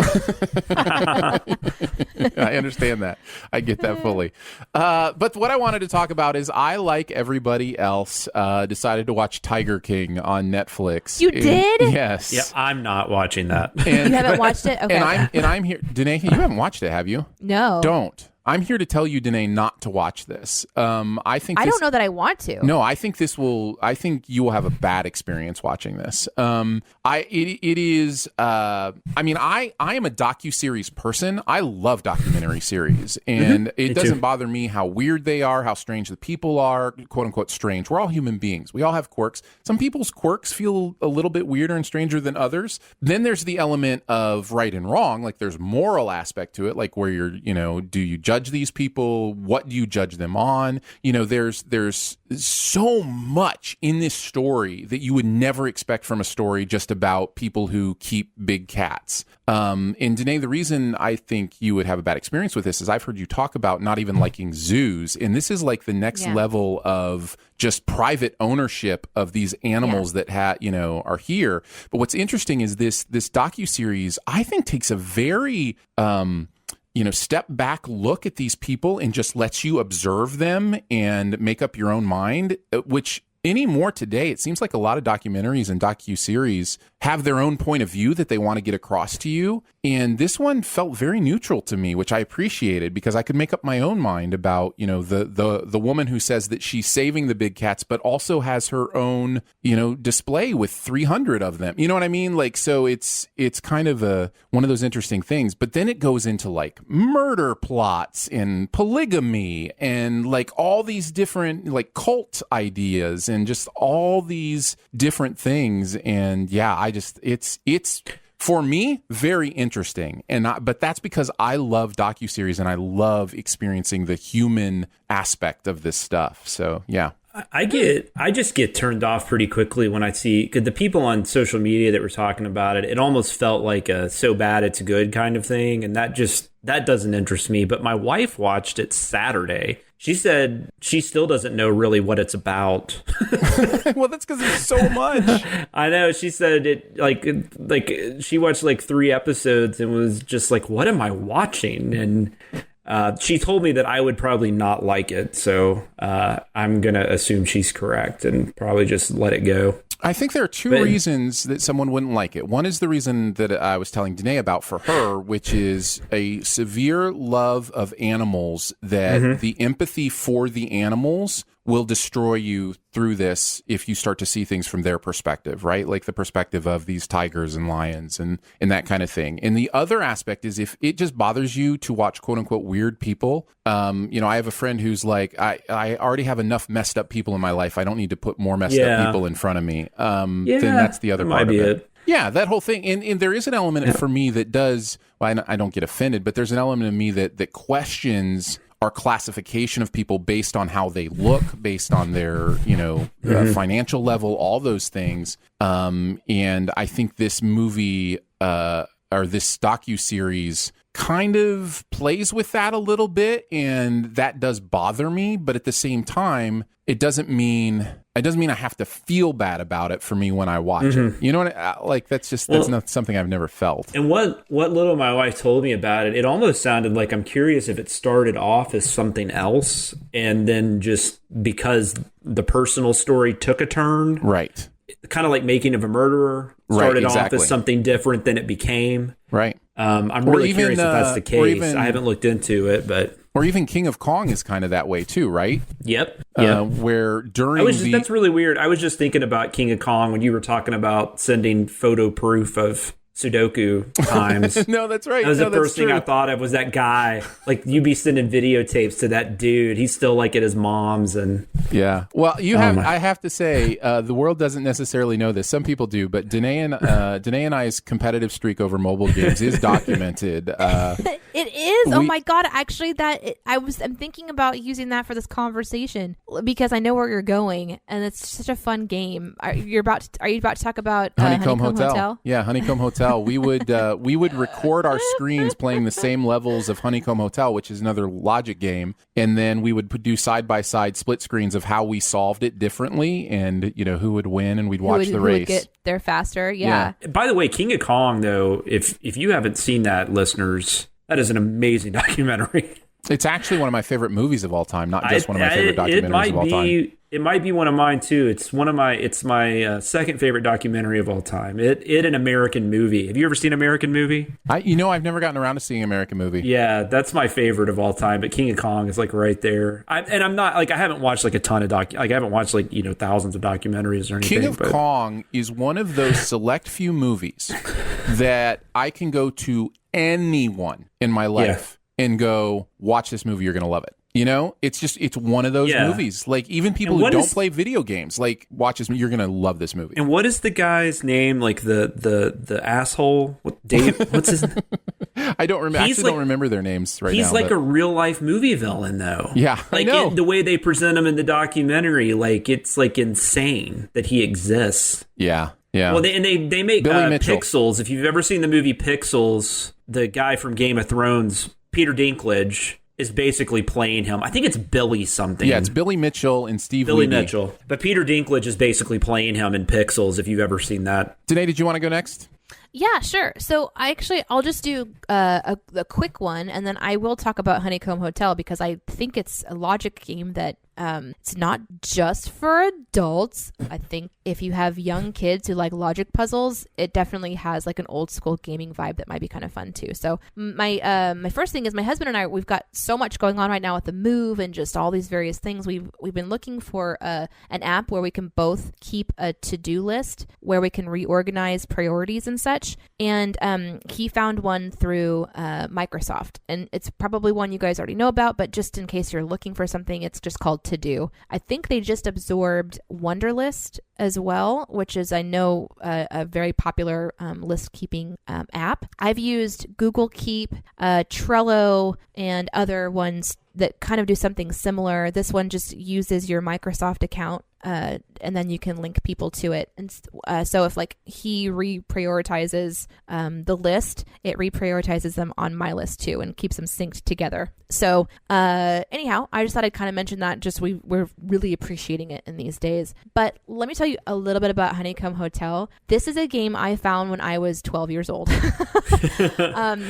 It's by this guy named Everett Kaiser. And when I first came across it, I don't even remember how. I think I was online and I was on maybe like a gaming group. My mom always let me go into chat rooms and play games online with people. I think she would regret that decision if she thought about it today. But anyways,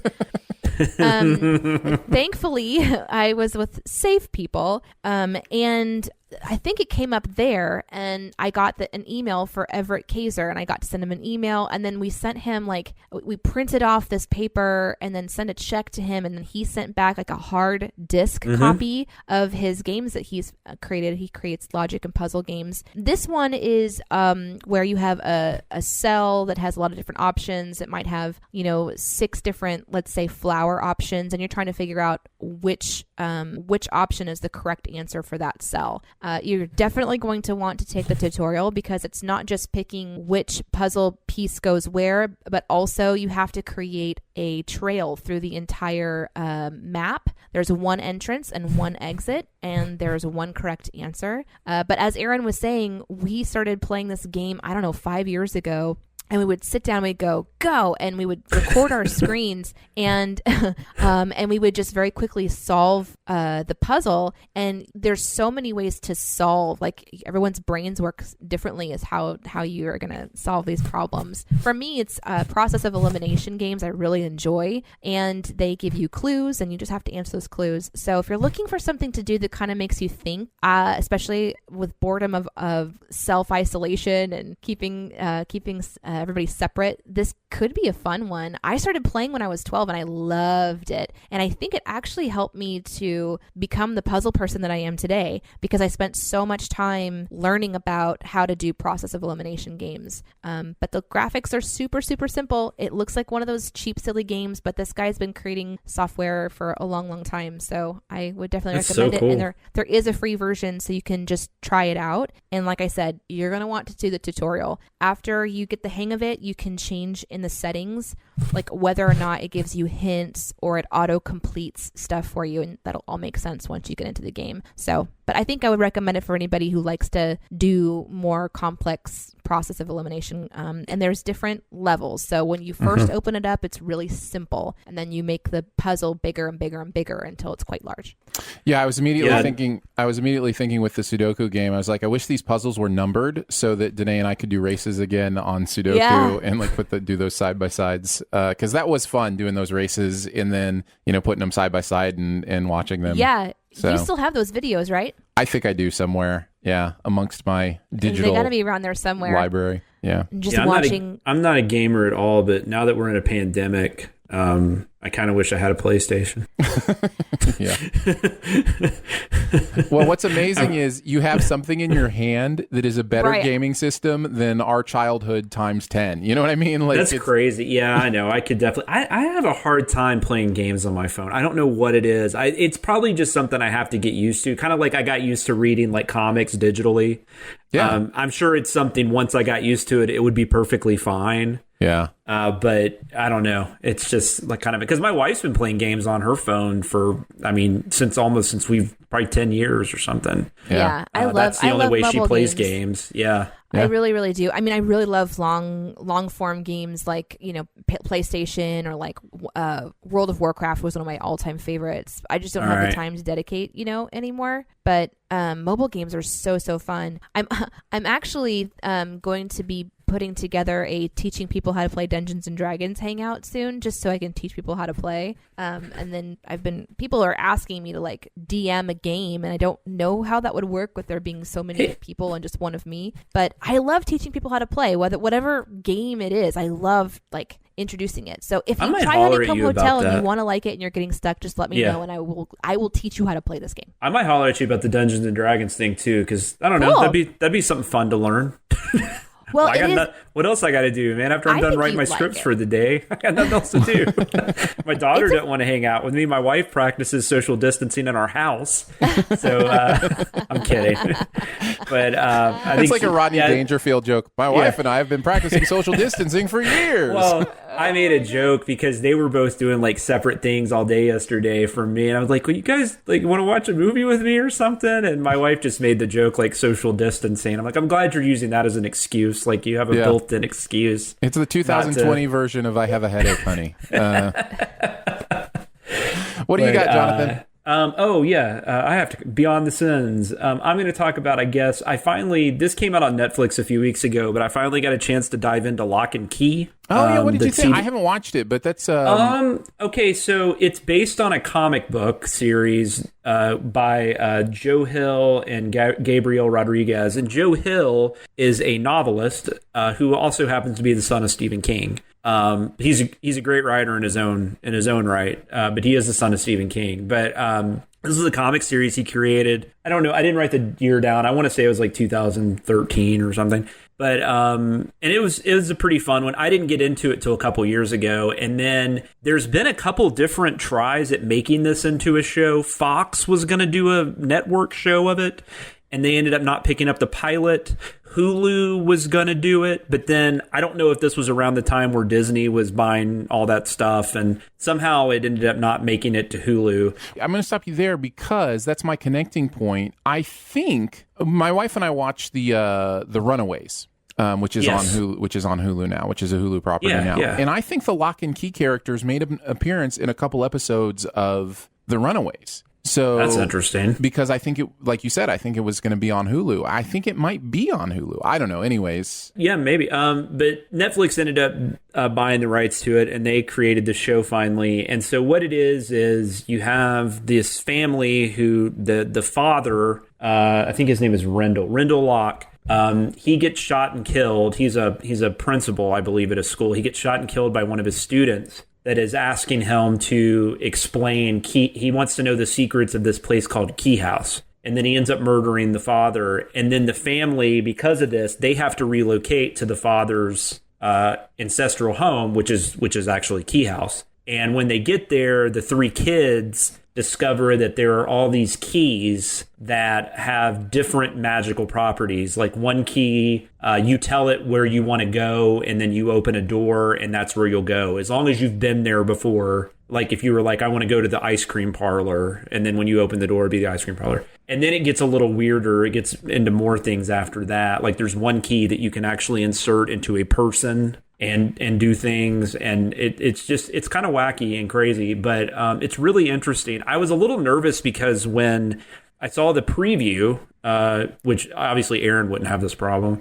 but when I saw the trailer for the Netflix show, it made it look a little more like Stranger Things, but more kid-oriented, which was really weird because the comic is really dark. It is not, and the show is more like the comic, so I don't know why they chose to preview it like that. I can't imagine how many parents showed like their younger child the first episode and was like, whoa. I mean, it's not horribly graphic, but there is death and destruction and stuff like that. So I've watched half of the season. I'm really enjoying it. I think it's a good adaptation. They do definitely make some of their own.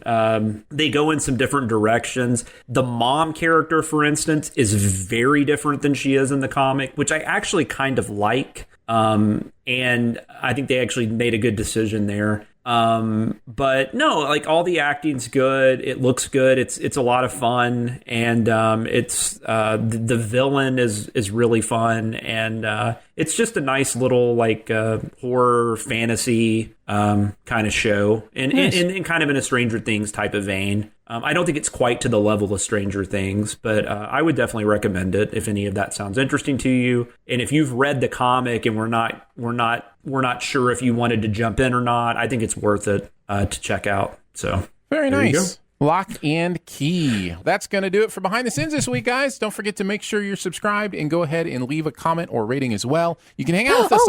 Hey, Aaron, guess what? Hi, Danae. Hi. What's going on? How can I help you? Well, I just wanted to let you know that we've been getting more and more actual like people writing their reviews on iTunes. Oh, did you want to read some of them? I mean, if you want me to, I can. But I was just going to say, we appreciate that you guys have been doing that Yeah, that's awesome. Why don't we read some of those on next week's episode? The old writer-roo. Which we do appreciate. I was just getting ready to say, you can hang out with us on Twitter. I'm at Aaron Dicer. She is at Danae Says. DENEESAYS. And he is at Sam Loomis 13. So for Jonathan Watkins, Danae Hughes, and myself, we'll see you next week. Thanks for listening. Send any feedback to behindthesinspod@gmail.com, and be sure to subscribe or message us at Twitter, and be sure to visit CinemaSins.com. Oh, hello. That was a really nice little, oh, hello. Oh, hello. Yeah, I have my headphones on. Of course. You know how I sound when I put my headphones on? I sound like I want to sleep with my own voice. Oh, I think I am so sissy. Dear Lord, is that what I look like right now? What do you look like? I'm in full relaxation. Jonathan's got a little, what is that called when your hair licks out like that? Oh, yeah. I took my shower last night, so... Me too. That's why I'm dealing with. Me three. I could put a hat on if it bugs you. Danae, No. I'm just saying we all look. Yeah. Danae, are you wearing clothes or is that a blanket? Movie guys. Oh, there we go. It has the neck dip down long, and it's like a poncho almost. It's amazing. It's incredibly comfortable. Good. I'm wearing probably the most ridiculous outfit I've worn in years.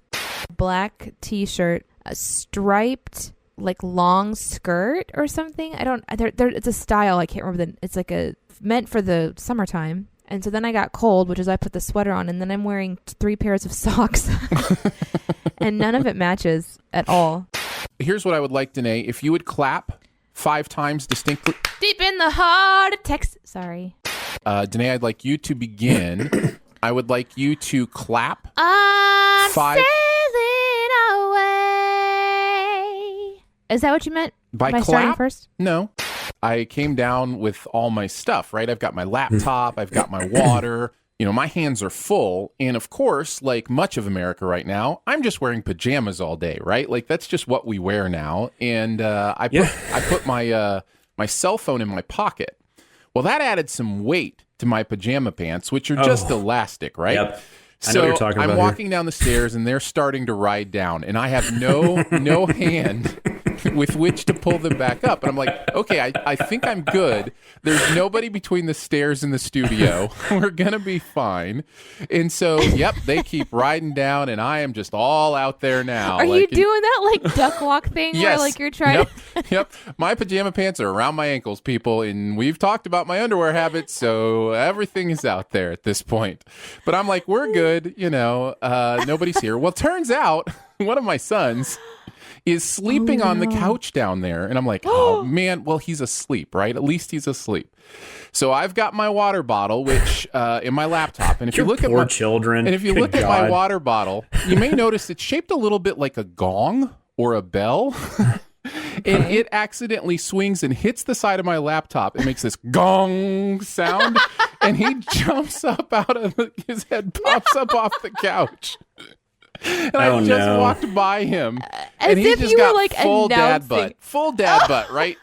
Your kids are just scarred for life, I bet. He thinks you like woke him purposefully with the gong just to like moon him. He just went straight back to sleep. He was like, "Yep, just another day in the Dicer house, I guess." But anyhow, I thought you might appreciate that. Maybe story. he'll think it was a dream.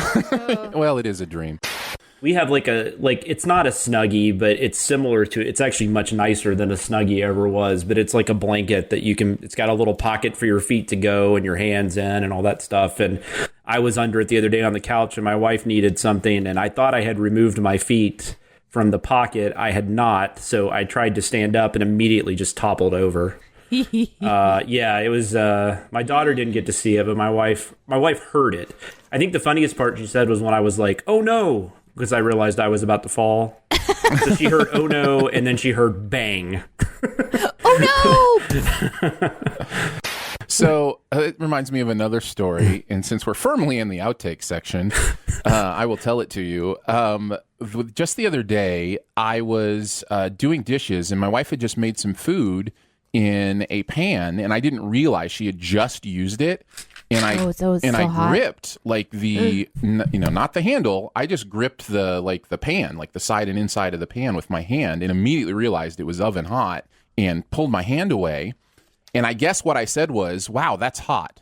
And then talked about, the fact that it was, really hot or whatever. And my son came up to me and he goes, "Dad, you know how when we ask you what to say instead of swearing, you tell us just to say the thing you're thinking?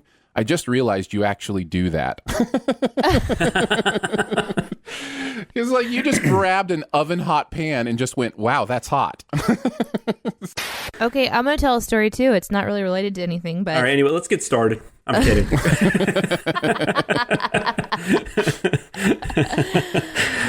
Since I don't feel good, my give a shit-o-meter is at 1. Mm-hmm. And so my daughter was playing tug-of-war with an umbrella with the dog. And usually that's something to stop because you don't want the dog to destroy the umbrella. But I'm like, I don't care. You can destroy the umbrella. I'm just going to sit here and make sure you guys don't really hurt each other. Mm-hmm. So she's got the handle, and it's one of those shorter umbrellas. And he's got the other side, and he's just, pulling on it, and they're playing tug of war. And she's realizing he's much stronger than she is. And so her face is getting more and more concentrated and serious. And then all of a sudden she goes, "Wow, golly, Reese's, your teeth sure are strong." And I realized maybe she's been watching a little bit too much Mickey Mouse. Yeah, she's doing a little goofy. It was exactly Mickey Mouse Clubhouse. Well, that's like when my daughter watched Peppa Pig when she was around that age. She had a British accent for a minute. Are you guys going to be really close to each other now? Yeah. Yep. That's good. Yeah, it'll be good. Or maybe bad. I don't know, but hopefully we'll good. hate each other within a month. Why are you over here again, Aaron? I know you like Iris. Sheesh. Get away, God. Tie your pants. My bulky email about Sin Week. Yeah. I haven't read it, but I did see it. Did you see that? Give yourself a day. Did you see that you can also just listen to the audio companion piece? I probably read it though. I mean, I usually just read stuff. Because I can pay more attention. If I'm listening, I get distracted. And try to get through about 3 or 4 chapters a day. You should be done. Yeah, you'll be pretty quickly. Especially when they're puppies and they don't know how to not chew on everything. I hear you. The other day, I actually, since we're moving, there's stuff everywhere. And I took one of those soundproofing panels, and I took it from the living room and I went and brought it into the office, and I set it down in the office, turned around, went to the kitchen. And the next thing I know, my husband is picking up that same exact sound panel from the living room again. And he's like, "I thought you were going to put this away." And I turned around and looked behind me as I walked, was the puppies both holding on to edges of it like, "Hey, you dropped this." Oh, that's so funny. It's constant. Keep telling those stories, Danae, and I will keep remembering why we don't have dogs anymore and won't. It is nice to be free of that for the moment. I recommend a dog to almost everybody, but I would recommend getting 2 brother puppies to very few people. I mean, I love St. Bernards. They're the sweetest dogs. I do not miss that slobber. That thing was just you could lay tile with that slobber. It was the craziest thing too, because you wouldn't even realize they got it on you, and then you'd walk away, and then half your shirt would just be drenched. You had to change clothes constantly. It's kind of like breastfeeding. Kind of, yeah. For some, yeah. Exact same. Well, I also breastfed them. At the same time, right? Yeah. It's called tandem. I think it's called tandem breastfeeding. Yes. Oh, I just got a Discord message from someone's. Oh, I wonder if it's the same Discord message I just received. Have you just won $7,000?